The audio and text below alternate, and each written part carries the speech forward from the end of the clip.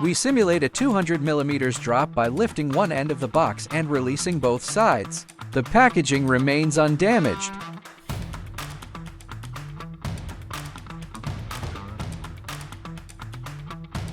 This simulates minor impact during handling. The packaging holds up with no visible damage. Dragged across the floor to simulate rough logistics handling, no tearing, no breaking.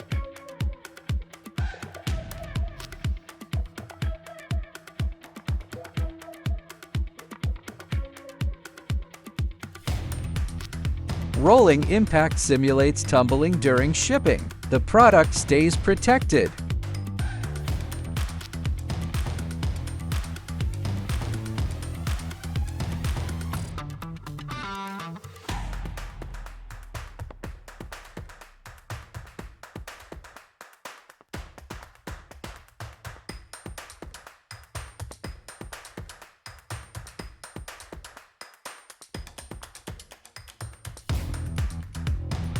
After all the impact, the product looks as perfect as before. No scratches, no cracks, all accessories intact.